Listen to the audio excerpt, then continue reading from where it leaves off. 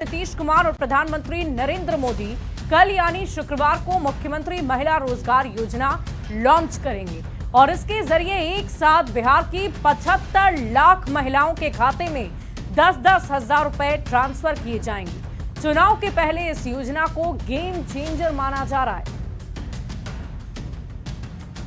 काफी खुश हैं हम, इससे बहुत जिए। ये है मुंगेर की ममता देवी। ममता की दिली ख्वाहिश थी रोजगार करने की, लेकिन पैसों के अभाव में कुछ हो नहीं पा रहा था।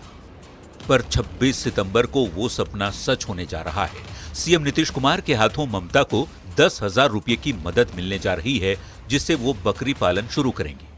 10,000 रुपया से हम बकरी 2 खरीदेंगे और बकरी पालेंगे, आगे बिजनेस बढ़ाएंगे। ब्यूटी देवी भी बिहार की उन 75 लाख महिलाओं में से एक हैं, जिन्हें मुख्यमंत्री महिला रोजगार योजना के तहत 10,000 रुपये मिलने जा रहा है। ब्यूटी सिलाई मशीन खरीदकर अपने सपने सच करेंगी।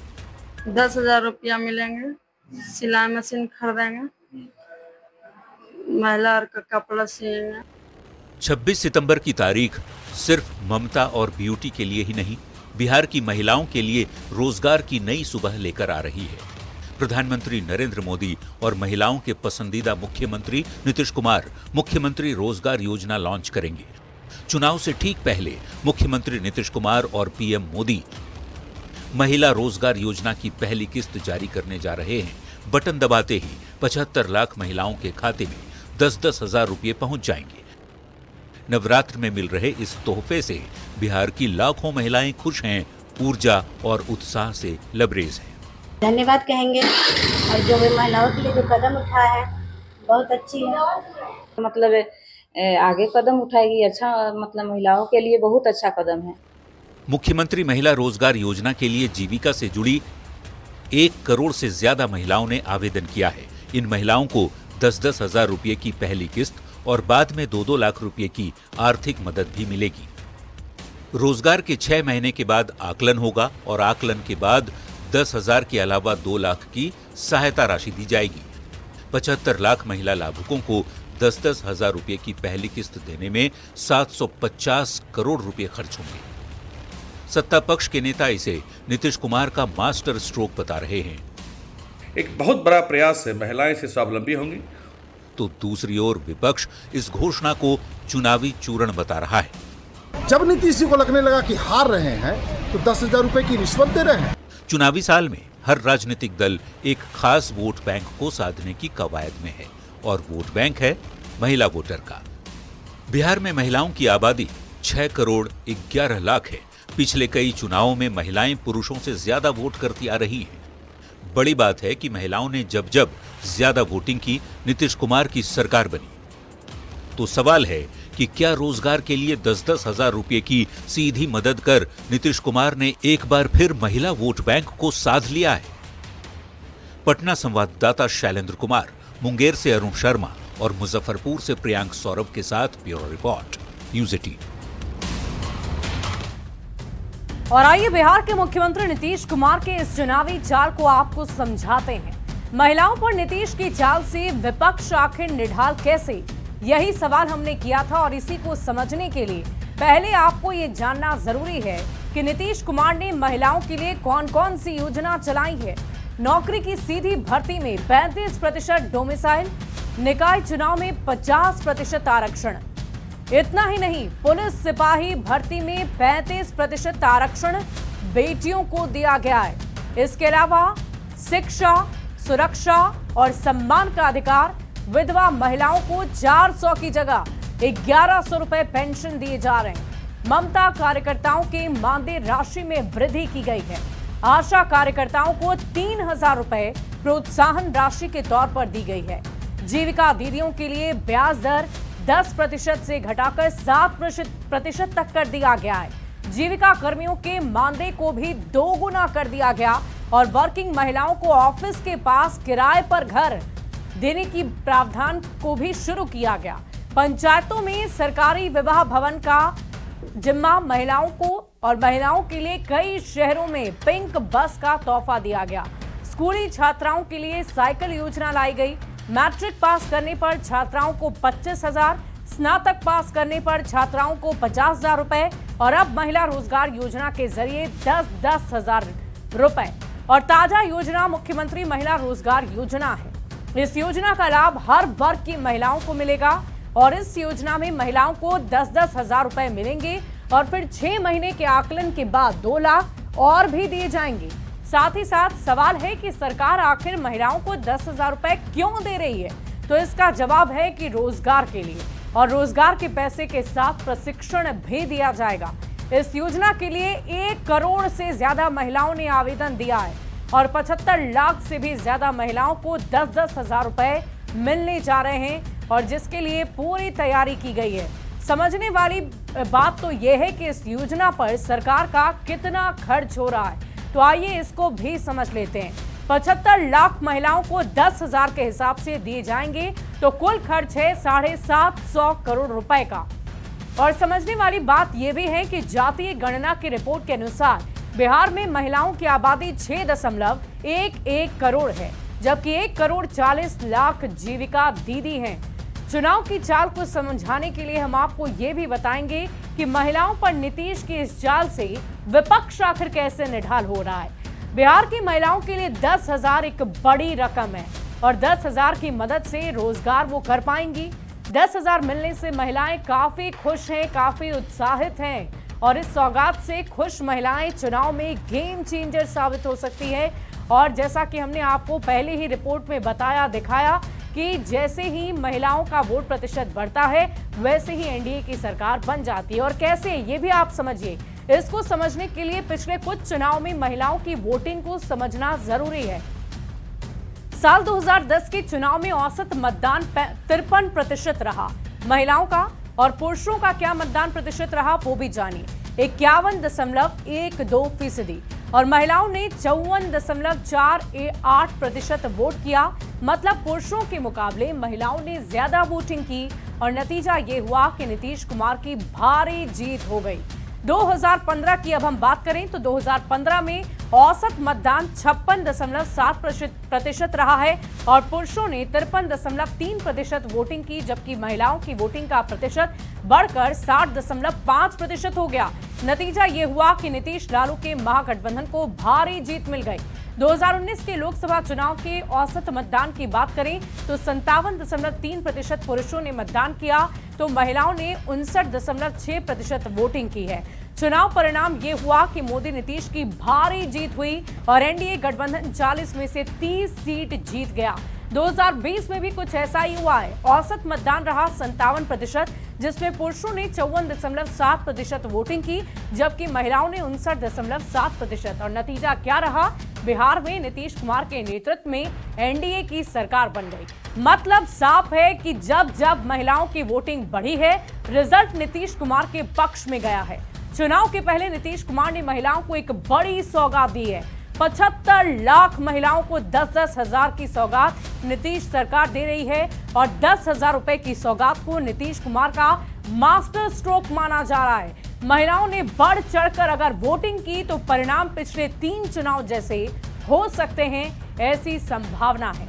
बढ़ते हैं अगली खबर की ओर। बिहार विधानसभा चुनाव के लिए बीजेपी ने अपने चुनाव प्रभारियों का ऐलान कर दिया है। बीजेपी ने धर्मेंद्र प्रधान को बड़ी जिम्मेदारी सौंपी है।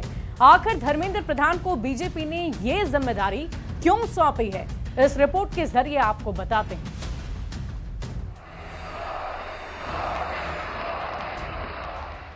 बिहार चुनाव के लिए बीजेपी मिशन मोड में है। चुनाव के ऐलान होने में कुछ ही दिन बचे हुए हैं। ऐसे में बीजेपी ने बिहार के लिए चुनाव प्रभारियों का ऐलान कर दिया है।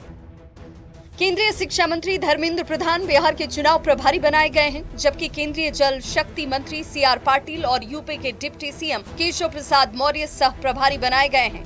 बिहार में चुनाव प्रभारी बनाए जाने के बाद न्यूज 18 से बातचीत में धर्मेंद्र प्रधान ने साफ कर दिया कि बिहार चुनाव में एनडीए एकजुट है। नीतीश कुमार के नेतृत्व में एनडीए चुनाव लड़ेगा।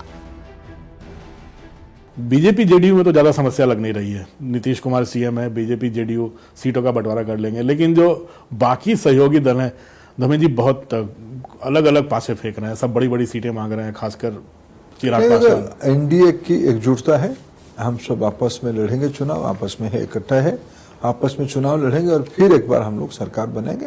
नीतीश कुमार जी के नेतृत्व में अच्छा काम हो रहा है, वो काम बरकरार रहेगा। बीजेपी ने बिहार चुनाव में इस बार अति पिछड़ों को जिम्मेदारी सौंपी है। बिहार में चुनाव प्रभारी नियुक्त किए गए धर्मेंद्र प्रधान और सह प्रभारी केशव प्रसाद मौर्य ओबीसी समुदाय से आते हैं, तो CR पाटिल PM नरेंद्र मोदी की कोर टीम में शामिल रहे हैं। इन तीनों नेताओं की नियुक्ति का मकसद बीजेपी के संगठन को मजबूत करना और चुनावी रणनीति को धार देना है। Bureau report, news 18।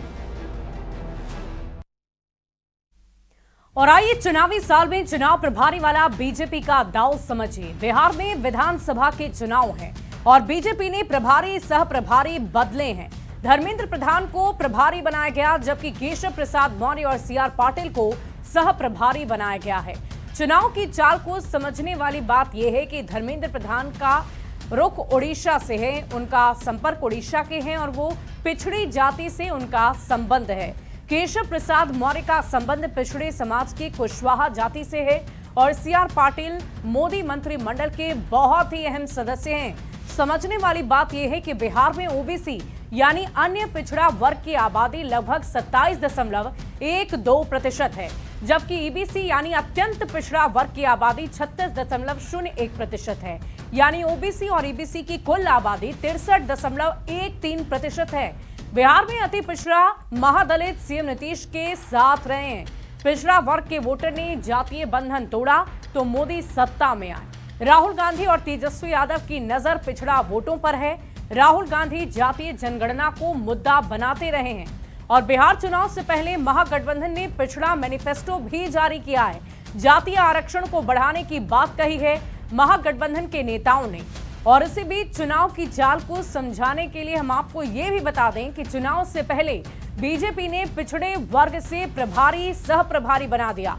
विपक्ष की पिछड़ा वाली चुनावी चाल को फेल करने की कोशिश की गई। इन तीन चेहरों को सामने रखकर धर्मेंद्र प्रधान का नीतीश कुमार से बेहतर संबंध रहा है।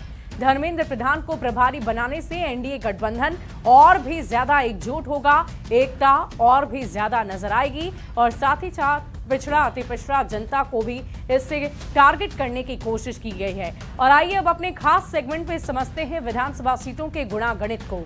विधानसभा सीटों के चुनावी गुणागणित में आज बात होगी मुंगेर जिले के विधानसभा सीटों पर। मुंगेर का उल्लेख वेद पुराण और महाकाव्यों में मिलता है।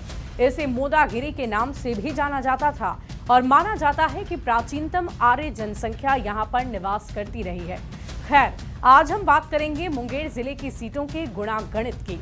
मुंगेर जिले में विधानसभा की 3 सीटें हैं और इन 3 सीटों में मुंगेर, तारापुर और जमालपुर आते हैं।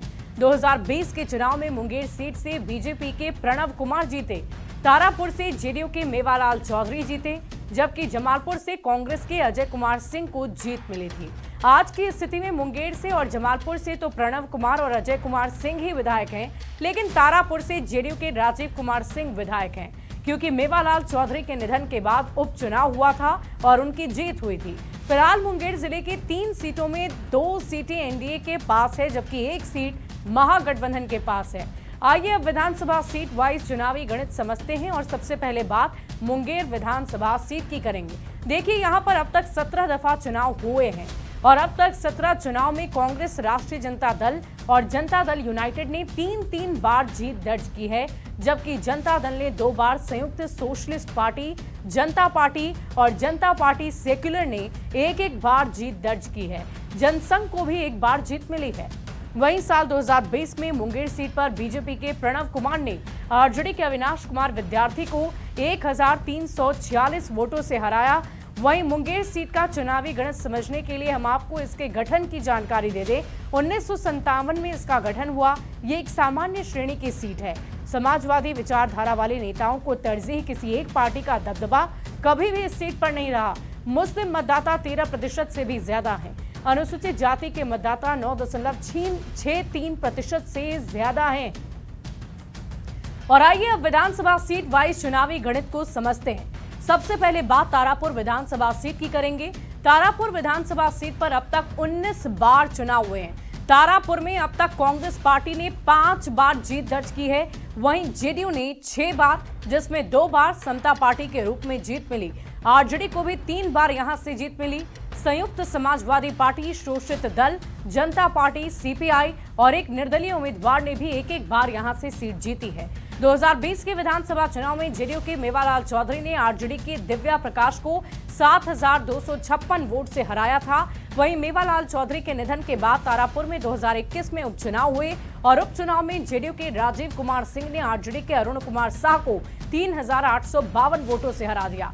तारापुर सीट का जो चुनावी गणित है वो कुछ इस प्रकार है। शकुनी चौधरी का खासा प्रभाव यहां पर रहा है और यहां से जीते शकुनी चौधरी पत्नी पार्वती देवी भी चुनाव यहां पर जीत चुकी हैं। तारापुर में ओबीसी कुशवाहा जाति का दबदबा, यहां से ज्यादातर विधायक कुशवाहा जाति से ही बने हैं। और आइए अब विधानसभा सीट वाइज चुनावी गणित समझ लेते हैं। सबसे पहले बात जमालपुर विधानसभा सीट की करेंगे। जमालपुर सीट पर अब तक 17 दफा चुनाव हो चुके हैं। जमालपुर में कांग्रेस को 4 बार, जेडीयू को 4 बार और जनता दल और जनता पार्टी को 2-2 बार जीत मिली, जबकि संयुक्त सोशलिस्ट पार्टी, भारतीय कम्युनिस्ट पार्टी, भारतीय जनसंघ लोक दल और आरजेडी ने एक एक बार इस सीट पर कब्जा कर लिया है। 2020 में जमालपुर सीट पर कांग्रेस के अजय कुमार सिंह ने जेडीयू के शैलेश कुमार को हराया। जमालपुर सीट का चुनावी गणित कुछ इस प्रकार है। किसी एक पार्टी का दबदबा यहां पर नहीं रहा है। अलग अलग विचारधारा की पार्टियों को समर्थन मिलता रहा है। अनुसूचित जाति के मतदाता 15% से ज्यादा हैं। 2020 में 58 साल बाद कांग्रेस को जीत मिली और एनडीए में खटपट का कांग्रेस को फायदा मिला। एलजेपी के अलग लड़ने से जेडीयू को नुकसान और पिछले 1.5 दशक में सिर्फ एक बार जेडीयू को वहां से हार मिली है। और देखिए, हमने अपने इस खास बुलेटिन में, खास सेगमेंट में आपको मुंगेर विधानसभा क्षेत्र के चुनावी गुणागणित को समझाया है। फिलहाल हमारे इस खास बुलेटिन में अभी के लिए बस इतना ही। आप बने रहे न्यूज़ 18 बिहार झारखंड के साथ।